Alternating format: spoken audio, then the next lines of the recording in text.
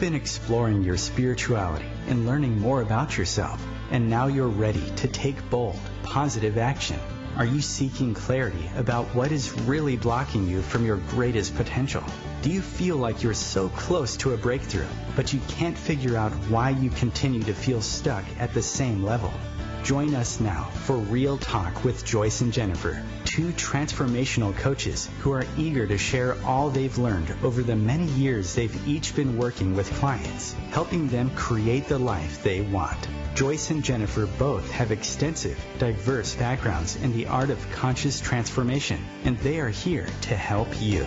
So tune in now for the insight and tools you need to consciously live, work, and play, so that you can live the life you most deeply long to experience.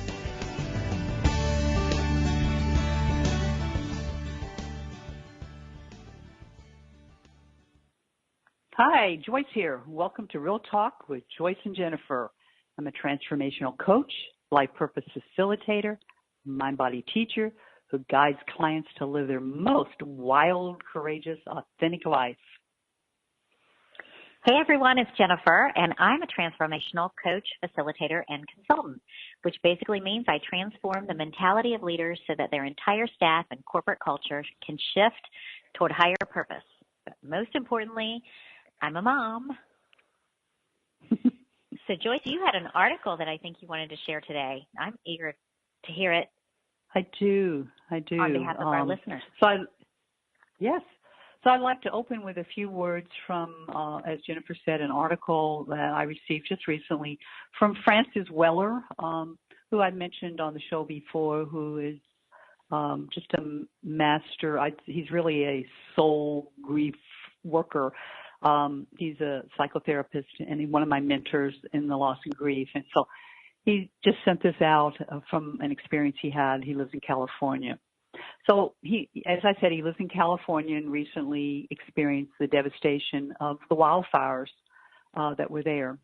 And this is some of his beautiful words, and I just wanted to share those. So he's saying that these last few weeks have seen radical changes. He's seen radical changes in the physical and the psychic landscape of Northern California. The fires that began late Sunday night, October the 8th, quickly engulfed homes and dreams and woodlands and security, and many of us woke up in the middle of the night to the arid smell of smoke, sensing that something was wrong. Only later, when the dawn's light came, were they able to see the extent of this very disturbing truth that happened. And so we all know what that looked like from seeing that on the news and how devastating it was to all those people to lose the land and their homes and their animals. And so Francis goes on to say, the Buddha says in one of his sermons, everything is burning. In these extreme times, the truth of impermanence strikes at the very heart of our lives. Everything we hold dear, loved ones, homes, photos of family and the ancestors, objects that hold a sense of the sacred, can all be gone in a flash. What remains are the bonds of love and friendship. What we witnessed during the smoke-filled days follows the onset of the fires were acts of kindness, gestures of generosity, and a recognition that our lives are mutually entangled with one another. May this spirit endure. May we find the courage we need to keep our hearts open to one another and to this wild, fragrant earth. And I just thought that so said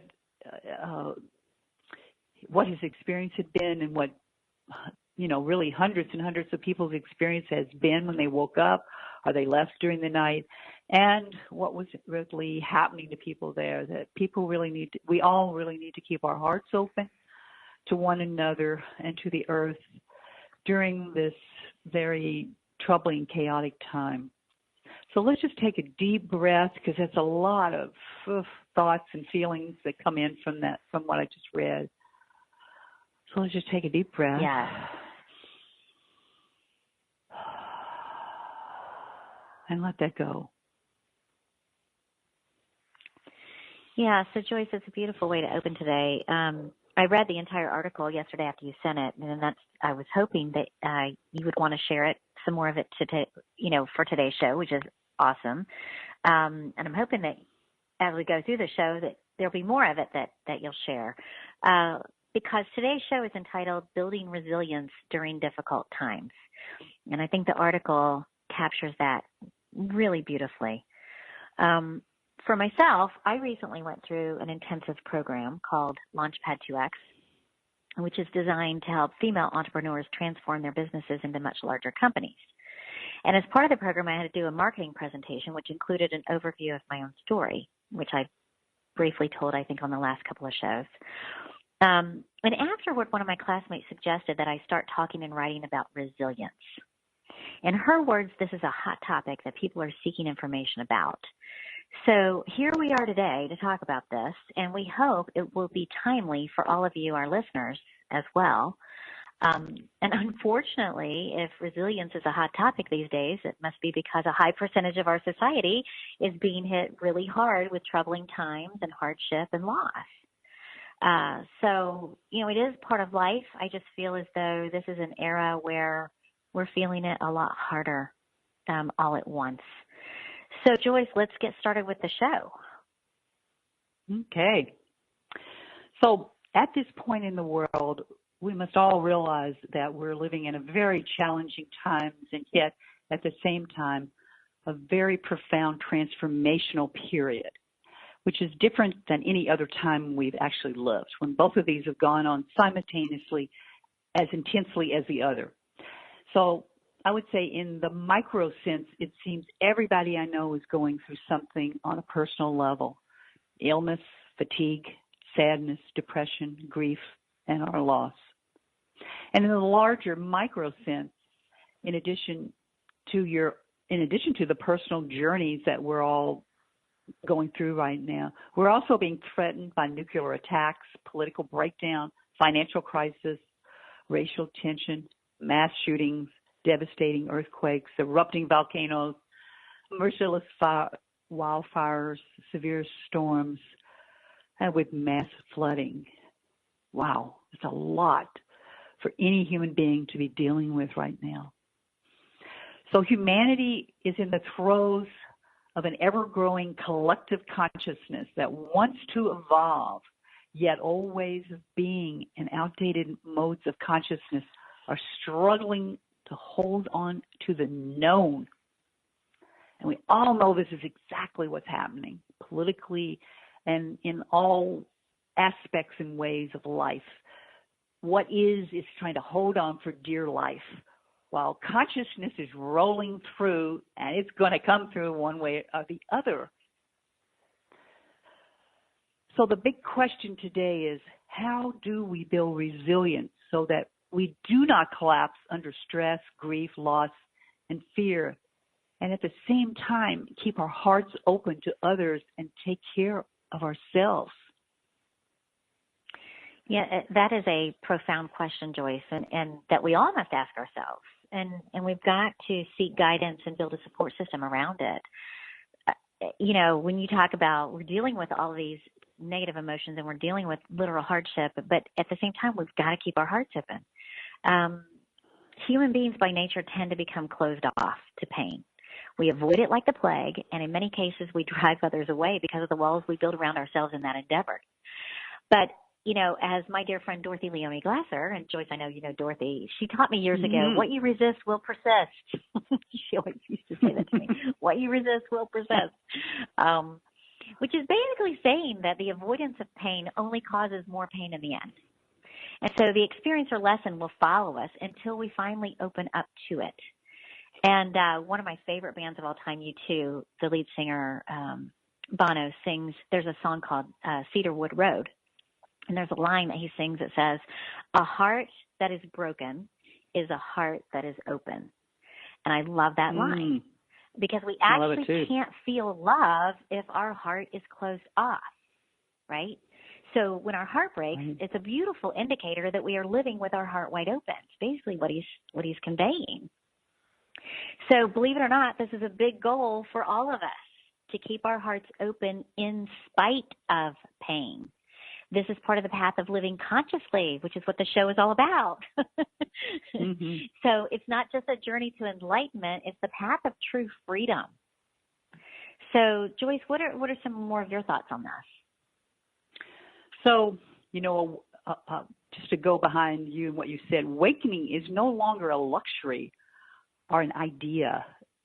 It's critical. It used to be, let's think about being evolved. Let's do let's do some spiritual work.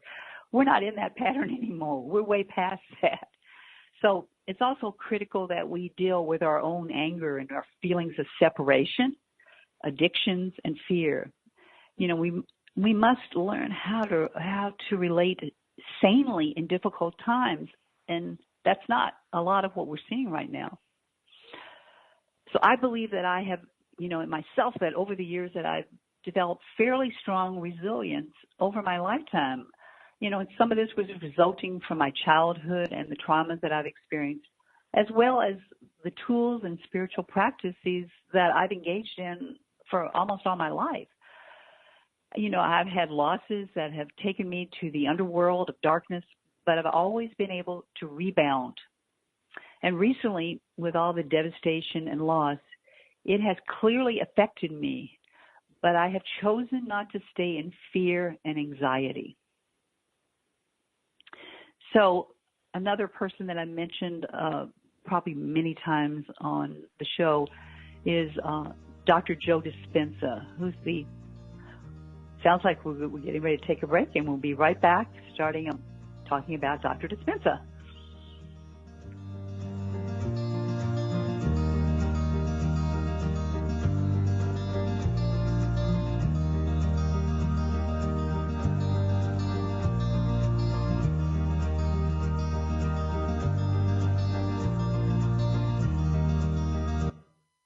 Your conscious lifestyle on steroids.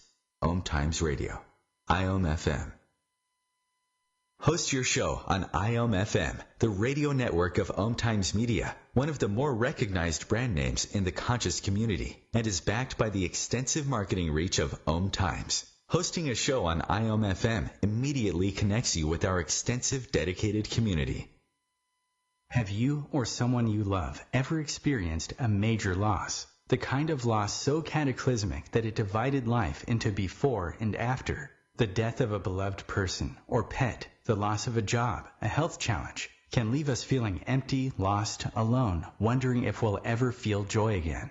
Loss is universal. Grief is part of the human condition. But in our modern world, we've lost the ability to understand, share, and integrate our grief. We're expected to grieve privately and quickly get over it. This November 3rd through 5th, the Atlanta Grief and Loss Center will be hosting a retreat that will allow you to fully feel, integrate, and catalyze your grief. Our retreat is called Heartbroken Open, Grief as a Sacred Path to Renewal and Rebirth. If you are grieving, or if you work with clients who are grieving, you'll find more information about this powerful retreat at atlantagriefandlosscenter.com/retreats or call 404-881-1322.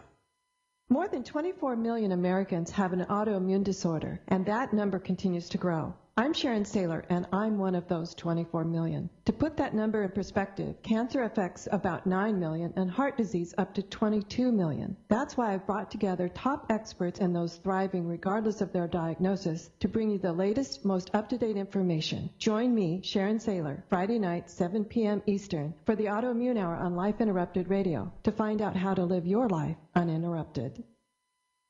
Listen and imagine.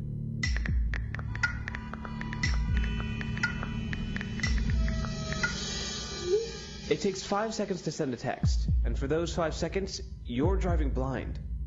Life is worth more than a text. Stay alive.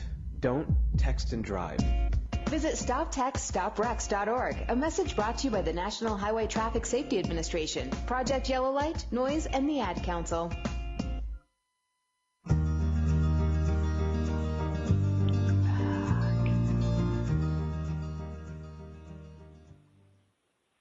Welcome back. I was just talking about Dr. Dispenza, who is the author of Breaking the Habit of Being Yourself, How to Lose Your Mind and Create a New One, which sounds really good to me right now. So he says, if you believe your thoughts and feelings have an effect on your reality, which we know they do, the moment you react to these external events with survival emotions, you begin putting more of your attention on them. And if you're putting your attention on these events in which you have no control, you're giving away your power to them. Yes, and Joyce, to me, that is another perspective on Einstein's quote that we often reference on the show, which basically says that we can't solve our problems with the same level of thinking that created them, right? So maybe we didn't create the natural disaster, but that the mentality that hardship causes is not going to help us get through it. And it's the same kind of mindset. This is another way of saying it. When the stakes are the highest, the fear is the darkest, and life is spiraling out of control. And then, it's when we are called to think differently.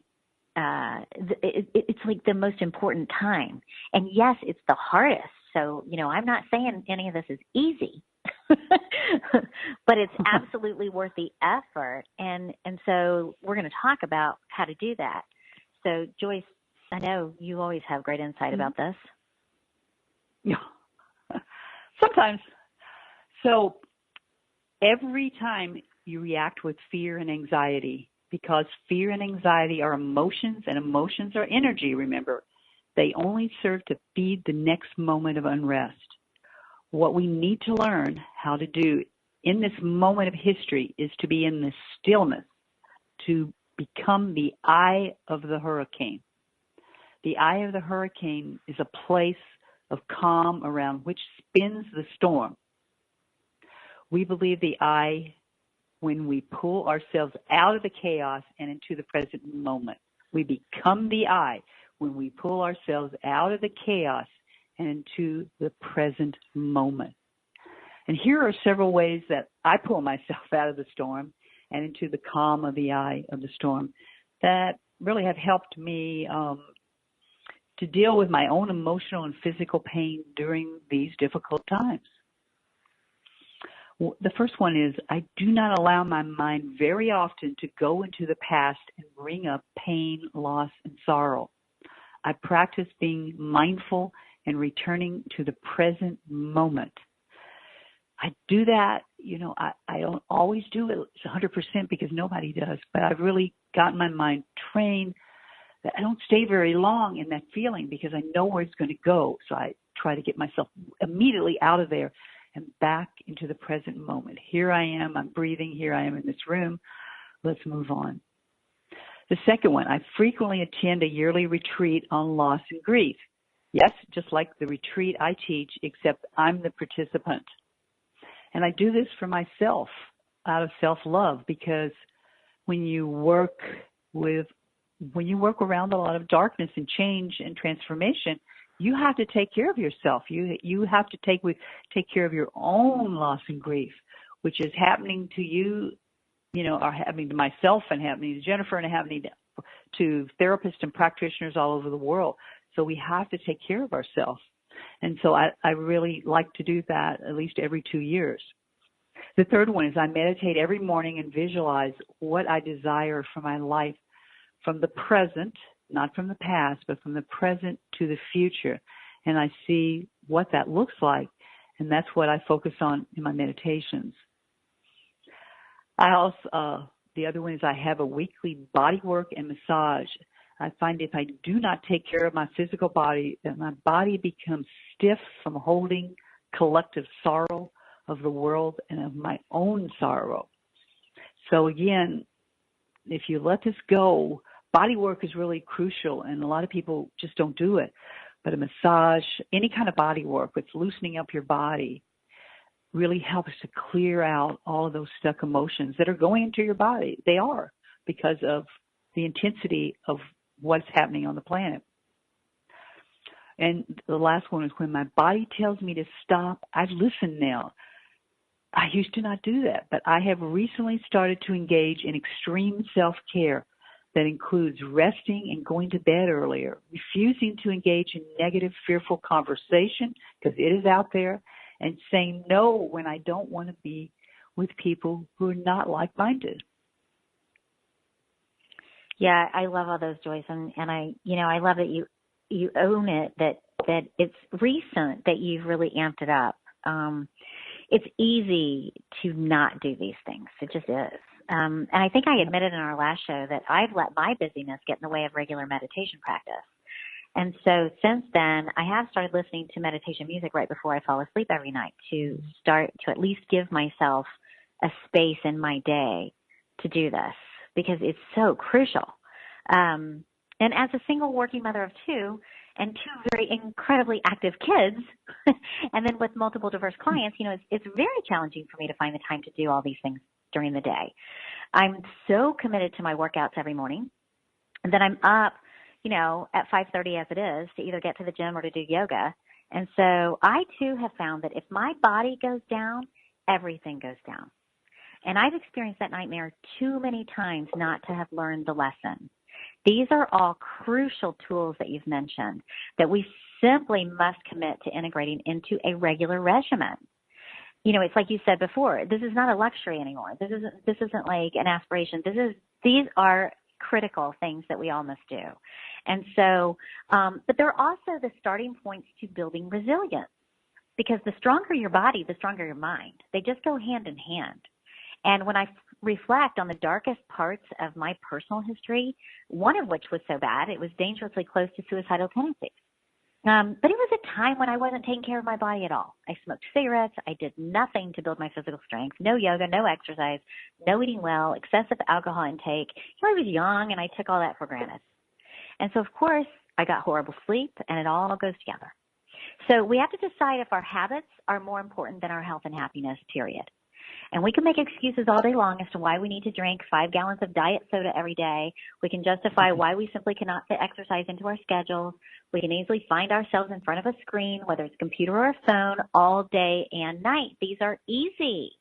And by doing all these things, we're 100% responsible for allowing our lives and our health to slip right past our eyes. And so my message, by the way, isn't about shaming or guilting us into change. It's just simply a sobering wake-up call to the typical human being that finds solace in a substance or a toy of some sort, something outside themselves. We all know that that's an illusory coping mechanism. So we are not typical. Nobody listening to the show is a typical human being. You're awesome. We're awesome. We need to stop being typical and start learning how to be our own superheroes. So let's build our strength so that we can build our resilience. So I know, Joyce, you got some more information to add to that, and I'll get off my soapbox for now. And I do. I just wanted to respond to that because you've got to, Jennifer and I are just really saying this about it's critical. We're not like just saying the word critical, but we're in a different time now. This is not, it's not 2010 or 12. We're really passed into a different time where things on the planet are very different. So it really requires different ways of caring for yourself. And so, obviously everybody here listening has willpower. They have, you choose what you want your life to be. But I think we're just kind of ramping it up here to say, come on, guys, let's get going here. There are many ways to build and support resilience beside the ones we've discussed. And many, different ways work for different people. So it's not one way to have resilience, but usually there's some of the similar things that people use. So, the Mayo Clinic reports that resilience is the ability to adapt well and recover quickly after stress, adversity, trauma, or tragedy. If you have a resilient disposition, you are better able to maintain poise and a healthy level of physical and psychological wellness in the face of life's challenges. If you have less resilience, you're more likely to dwell on problems, feel overwhelmed, use unhealthy coping tactics to handle your stress and develop anxiety and depression. So resilience by no means implies you do not experience emotions or loss in your life, but you do not need to experience prolonged grief and depression. We can learn how to accept the situation as it is in the present, again, as the spiritual saying goes, live in the world, but not of the world, in the eye of the hurricane, where we're tucked away, not out in the middle of the hurricane. So here are a few of the benefits, the beliefs that keep us from living a strong emotional and physical life. So often I hear people confused about the meaning of resilience to really equate it with meaning a hard-hitting approach or pushing through. We often take a tough kind of attitude approach. We keep working on projects long after we're wiped out emotionally and physically. We believe that sleeping 4 hours or 5 hours a night is okay for our body. And I've heard people say it like it's a badge of honor or something. I only need 5 hours of sleep. Well, maybe now, but that'll catch up with you. You know, it just doesn't work that way. And we believe and people believe that the tougher we are, the more successful we will be. Well, that's one of those wives' tales that people have told people that how that is, but that's not really true. So, you know, we know that we take less vacation time than most people in other countries. We take only a few days off when we have a loss and grief. We have no really sustained period. And we often do not allow a recovery period from one difficult situation to another. We just keep moving. We're anesthetized. We just keep moving. So research has found that there's a direct correlation between lack of recovery time and increased incidence of health and emotional problems. So let's take a break and we'll come back and talk more about how to build resilience. Great.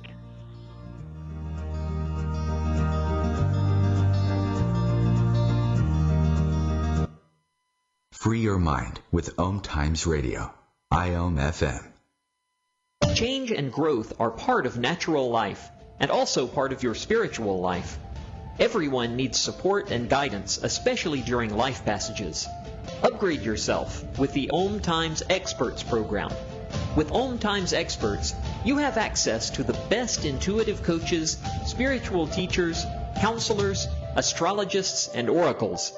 Our team was carefully selected so you can trust. Find out more at experts.omtimes.com. Depleted by the rat race? Depressed by the attitudes of the human race? The book Honor explains why and how to transform your life from confusion and heartache to one that you most authentically desire. Join OMTimes radio host Jennifer McKenna Weinbaum as she takes you on her journey from her darkest period to her happiest and healthiest life. Entertaining, enlightening, Honor will help you find and maintain the love and light in your own life. Visit www.universalabundance.com to pre-order your copy. Hello, I'm Lisa Berry. Join me every Monday at 1 p.m. Eastern Time for Light on Living, a chance to see new, hear different, and feel more as I shine the spotlight on all the ways to lighten the load of life's challenges. Light on Living is your link to that new way you're looking for, that new understanding that will enhance your life, and that positive connection that will support your growth. So join me and you'll gain insight and start to see things in a new way that motivates you. Listen, my life changed because someone was there to get me to use drugs. No one can understand. People think that having someone who will listen makes it better. I need help. I'm listening. I need help. I think that having someone who will listen makes it better.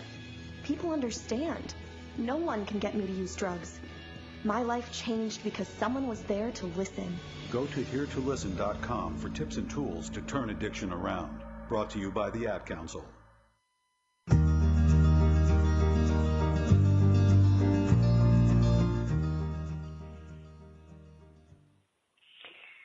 So welcome back, everyone. So before we went to the break, Joyce was talking about the research that she found that that says there's a direct correlation between the lack of recovery time and the increased incidence of health and emotional problems. And I think we all know that. You know, do we need research to support that? We should know that by now, right? We've been hearing it forever. That research has been in our faces. And so here I go, back on my soapbox again. But before I start cranking back up my passionate views, let me just preface it this time just by saying to everyone, my passion comes from my pain.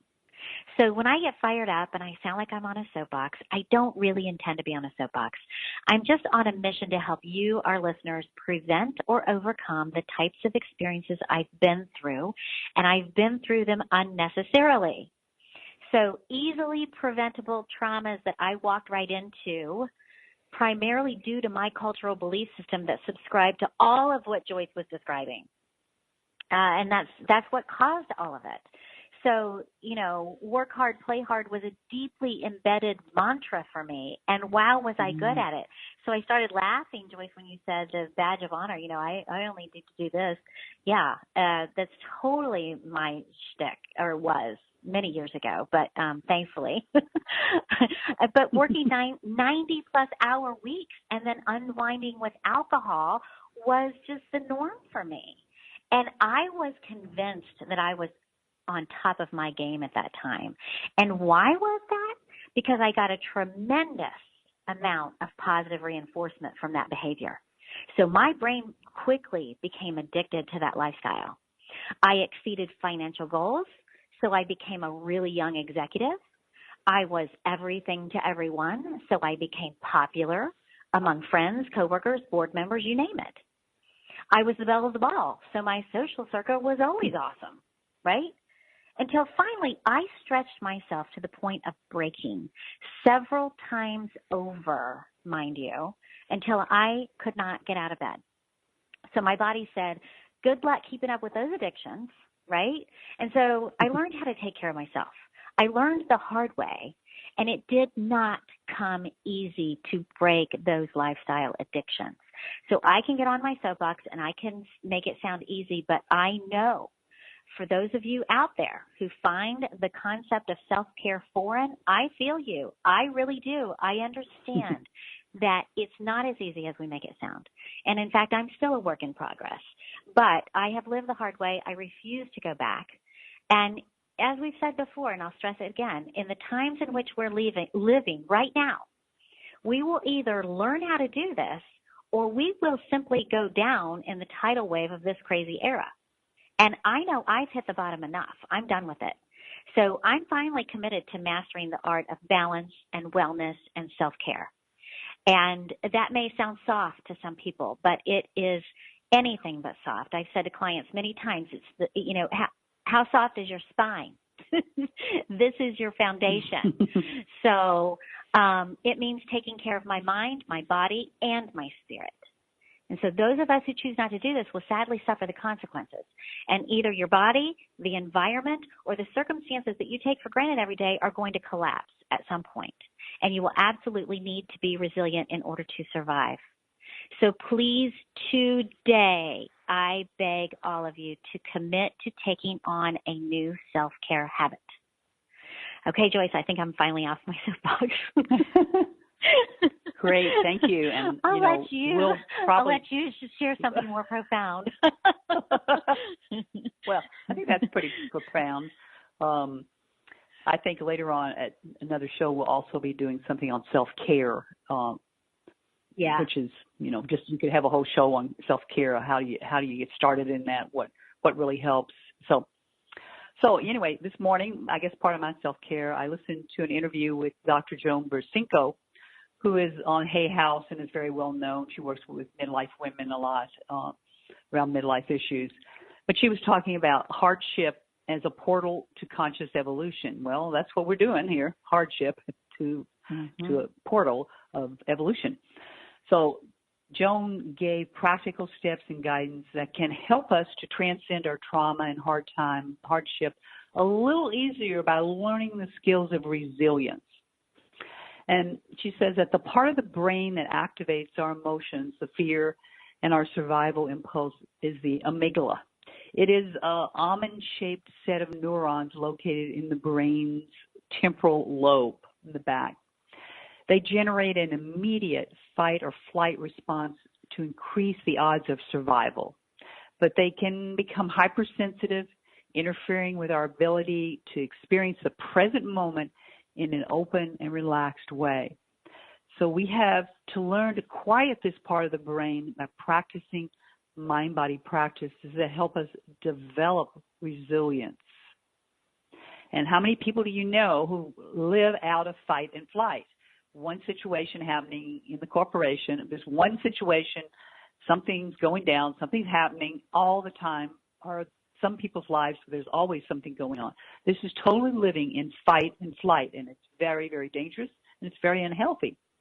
So here are 5 daily practices that Joan says that helps your brain to relax so you're not hijacked by your emotions.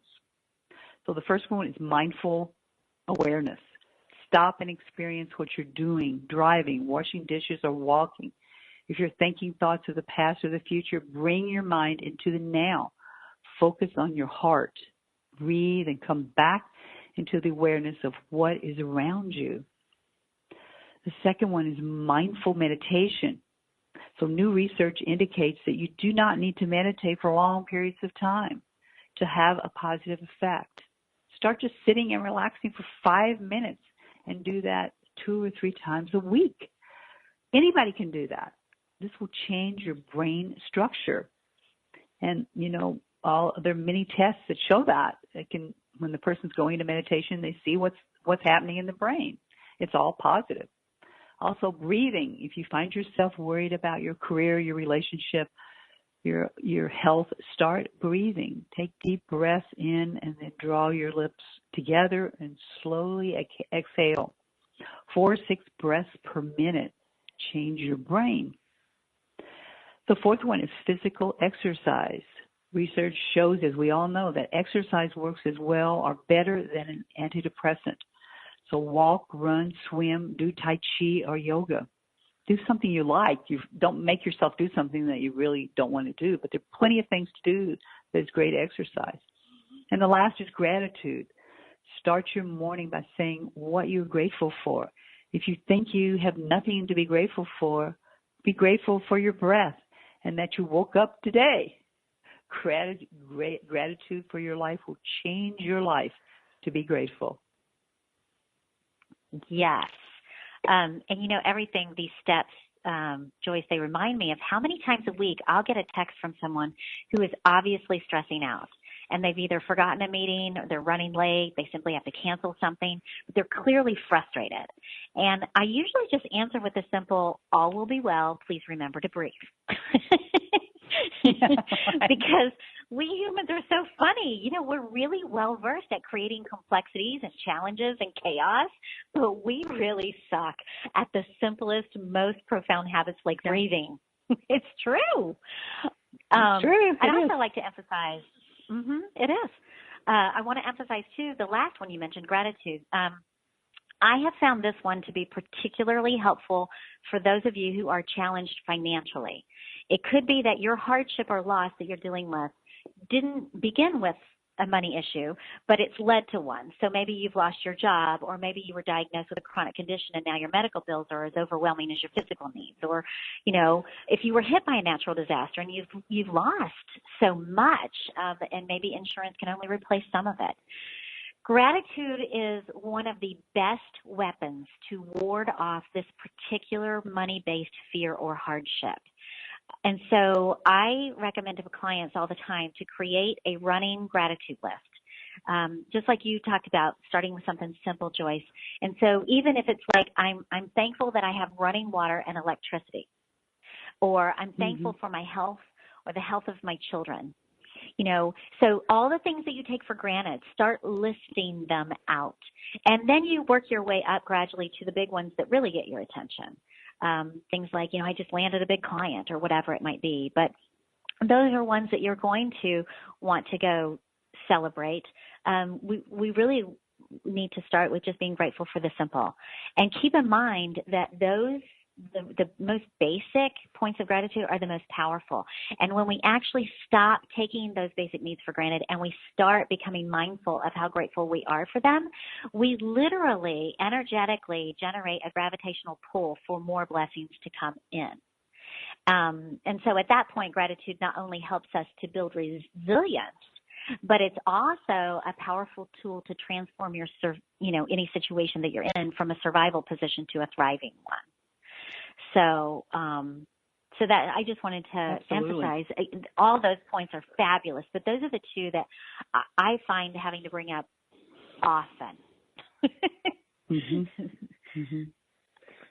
Absolutely. So, and I just wanted to say that anybody. Go ahead. I do. But I just wanted to say that.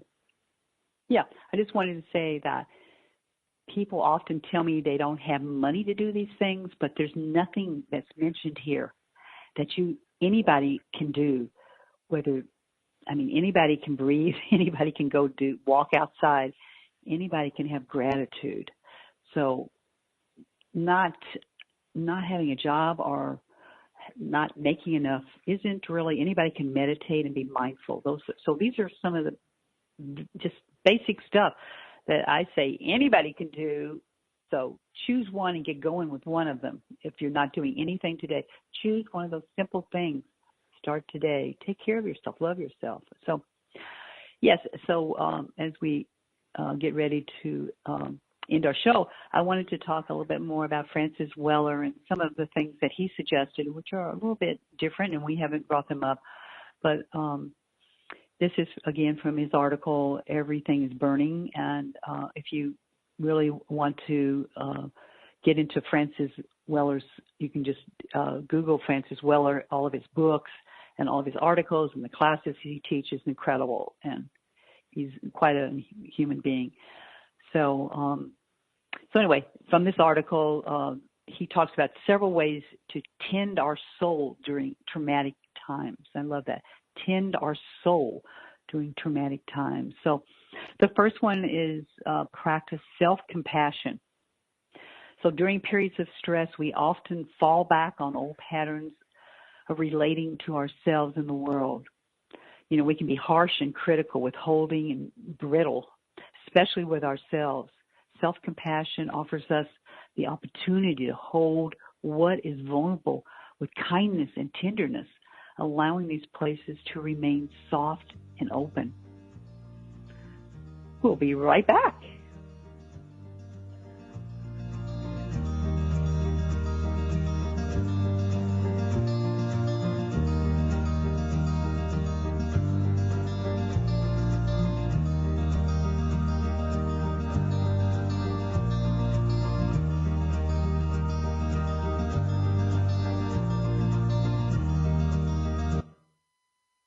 The best of the conscious minds in the world.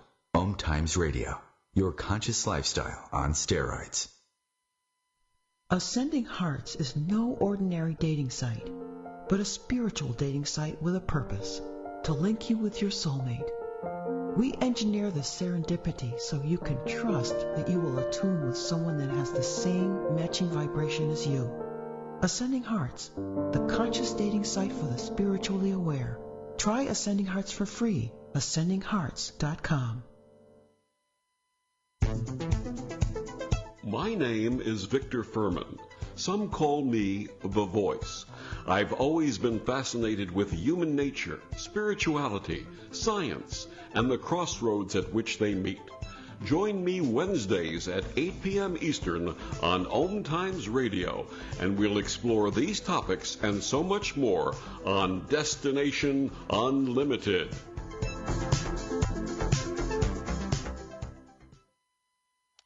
Chris, you're not acting like a grown-up in our relationship. Am too.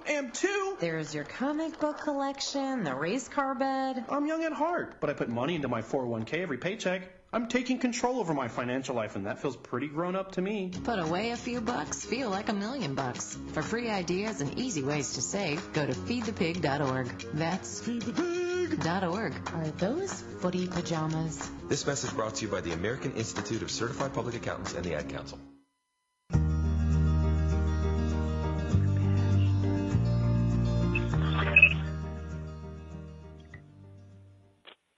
welcome back.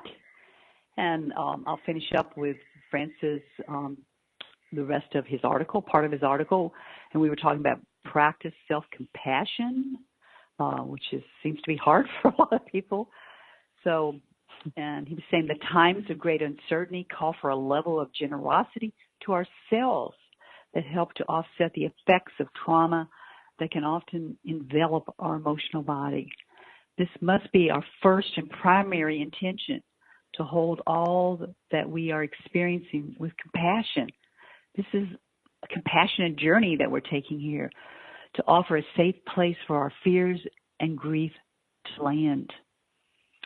The second one is turn toward your feelings, which is not a natural thing to do. There's no bypass or strategy to avoid that can help resolve the difficult emotions we will encounter. Turning toward our suffering is essential.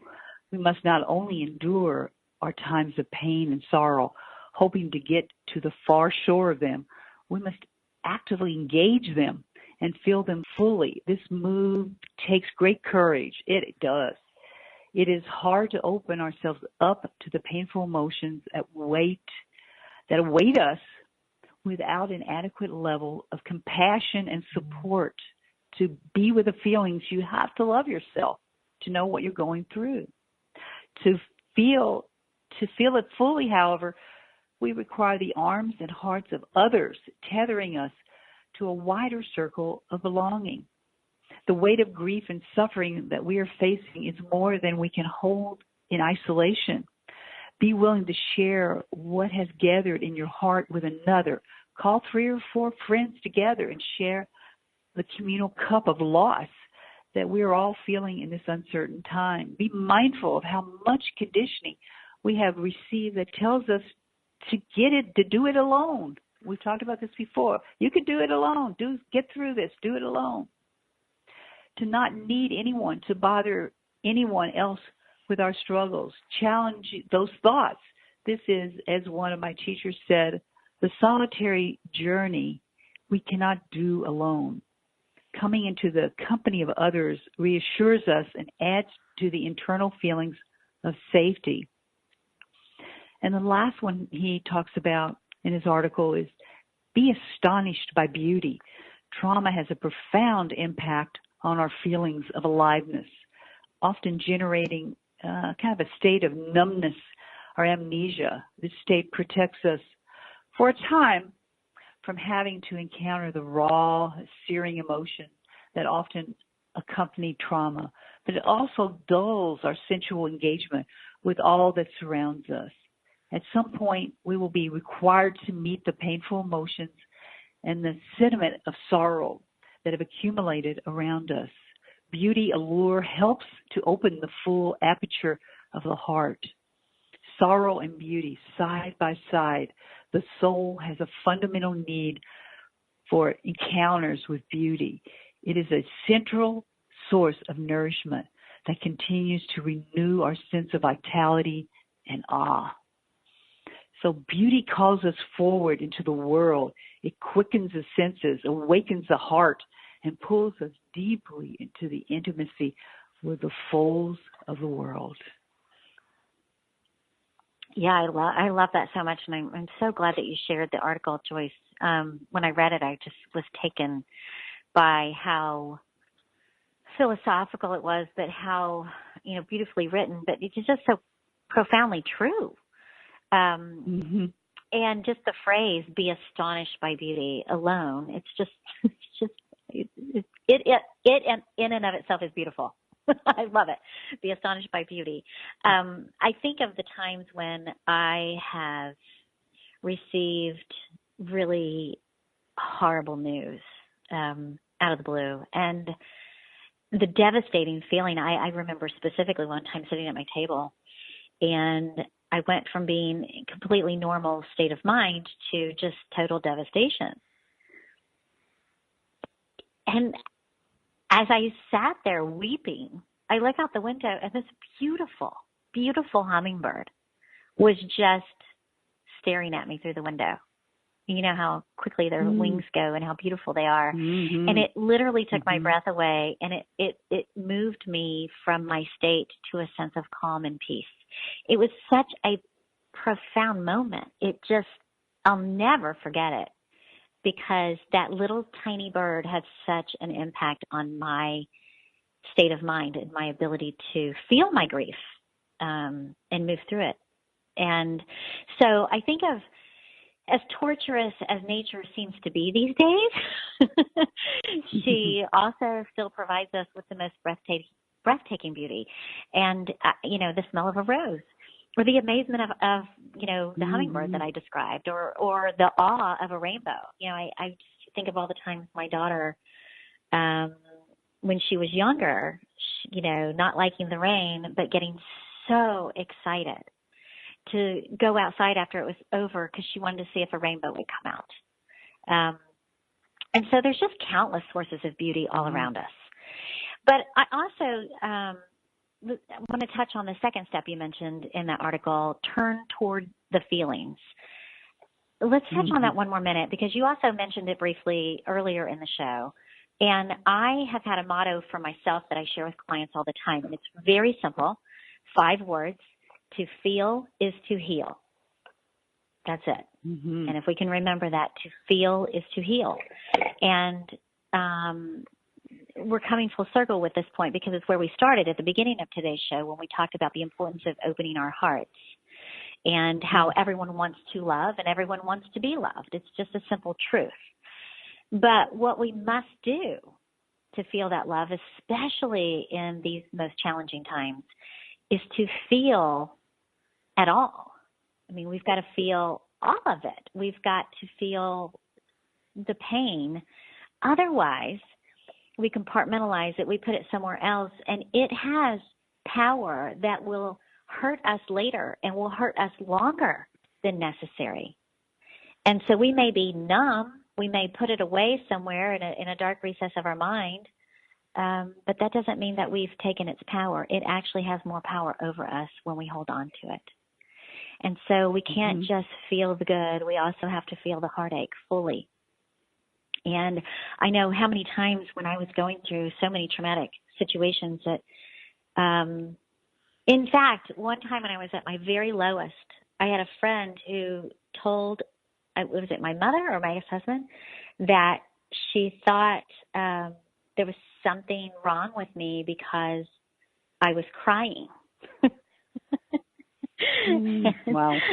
So, of course, that made me laugh, because if you looked at what was happening in my life, I think any human being would be, at the very least, crying at that time.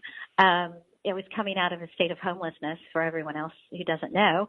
And it was a brief time in my life, but as you can imagine, it was just horrific.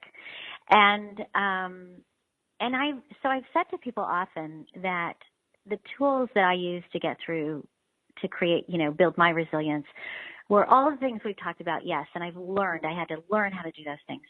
Faith, it was an imperative for me. But the other piece of it was my tears. I used to literally say to people, you can take away everything. You take my home, you can take my money, you can take my health, you can take everything, but do not ever take my tears. Do not ever take my tears. Because that's what would get me through. I had to feel it in order to gain the strength to get through it. And so, like you said, Joyce, we can't get stuck in those dark emotions, of course. But, and I think that's why we've made all the other points so crucial. The meditation, the mindful presence, the physical activity, the self-care, the self-compassion, all of those things are so crucial, because they're what ensure that we don't get stuck in the feelings when they are hard and dark. But that doesn't mean that we don't feel them.